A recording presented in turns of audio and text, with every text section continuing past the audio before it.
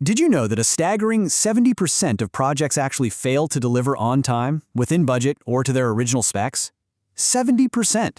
That is just a massive failure rate across the board. And honestly, the truly surprising part? These projects rarely fail because of a lack of talent or poor execution.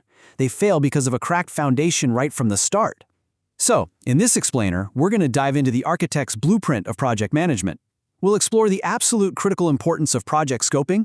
We'll walk through the exact steps to build a watertight scope document, and crucially, we'll detail the best methods to defend your team against that silent budget-draining killer we all know and hate, scope creep. All right, let's quickly look at our agenda for today. We'll be covering 1. Why projects fail early. 2. Essential project scope components. 3. Steps to create your scope. 4. The threat of scope creep. And 5. Methods to prevent scope creep. There's this brilliantly accurate quote from Woody Williams: "Projects don't fail at the end, they fail at the beginning." And that really hits the nail on the head. A project's successful delivery entirely depends on how well it's planned from day one. Think about it. Teams get so fired up about building something new that they just rush right past the blueprint phase. But if your foundation is cracked on day one, it literally doesn't matter how hard your team is working on day 50. The building is still going to lean. Section 1. Why projects fail early. Let's establish the stakes here.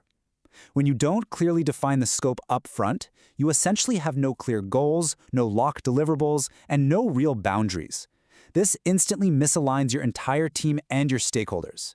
You end up in this chaotic situation where everyone's rowing the boat in a completely different direction, which makes allocating your resources efficiently practically impossible. So, to avoid failing early, you need a project scope statement, often called a statement of work or an SOW. And the most vital word to remember here is binding. Look, this isn't just some casual wish list you sketch out on a napkin over lunch. It's a formal, written document that acts as your definitive baseline. More than just a legal contract, it's actually a psychological contract for everyone involved. It lays out your resources, constraints, assumptions, and exclusions, forcing absolutely everyone to commit to the details that will dictate the project's success. Moving to Section 2, Essential Project Scope Components. Now we know we need this foundational document, but what actually goes into it to make it bulletproof? Well, every clear project scope has to contain these specific elements so you leave zero room for ambiguity later on. It's exactly like building a house. Your deliverables are the walls and the roof. Your constraints, those are the strict property lines you absolutely cannot cross. You need measurable goals, you need to outline your key processes, and you must define acceptance criteria to handle customer demands, right alongside your project exclusions and initial assumptions.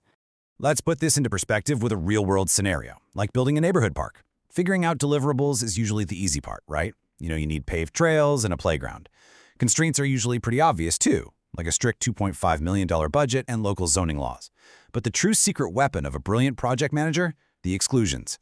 No commercial spaces, no private event facilities. By explicitly writing down what is completely out of scope, you immediately shut down wildly misaligned expectations before a single shovel hits the dirt. Section 3. Steps to create your scope. Because getting this right is non-negotiable, let's detail the exact steps to create a clear project scope document. Here is your 6-step framework. And listen, it is absolutely critical to execute these in this exact sequence. You literally can't assess your constraints before you know your deliverables, and you certainly can't get stakeholder sign-off before you've established your control processes. Following this sequential logic prevents all that frustrating backtracking and builds a solid defense against future disruptions. Step 1 requires you to identify your project's objectives using the SMART criteria: specific, measurable, achievable, relevant, and time-bound. Make the app better? Yeah, that's a terrible objective. It means absolutely nothing. A SMART objective is reduce app load time by 15% by the end of Q3. A well-defined objective gives everyone a crystal clear purpose that they can objectively measure, rather than just relying on how they feel about it. Step 2 involves listing out your key deliverables. You have to detail exactly what the team needs to produce to hit those SMART objectives. Having misaligned visions at this stage is just deadly. I mean, if you say we're building a bridge, a software engineer is going to imagine something vastly different than a landscape architect. Detailing the exact functionality of every deliverable guarantees your team and your clients share one unified vision. Step 3 is assessing major constraints. You've got to foresee what could bring your project to a grinding halt. This means getting very familiar with the classic triple constraints of time, cost, and scope. Anyone who has managed a project knows you rarely get all three. If a client wants it fast and cheap, well, the scope has to shrink. They're deeply interdependent. Changing one causes a massive domino effect on the others. So documenting these limits early lets you build mitigation strategies before the work even starts. In step 4, you have to define exactly what success looks like by developing acceptance criteria. Honestly, this is pure project management psychology. Acceptance criteria completely remove human emotion from the final handoff. It shifts a tense conversation from a subjective, I don't really like this layout, to an objective, does this meet the documented, verifiable conditions we agreed on? Your team desperately needs these guidelines to know when a deliverable is actually done. Finally, steps 5 and 6 are all about formal stakeholder validation and distribution. But beware of what I call the nodding dog syndrome. That's when stakeholders just smile, nod, and sign the document without ever actually reading it. Validation has to be an active process. Gather their feedback, address the concerns, and get that vital signature. And once it's signed, distribute it everywhere. Every single team member needs easy access to this document, so absolutely everyone respects the boundaries you just built.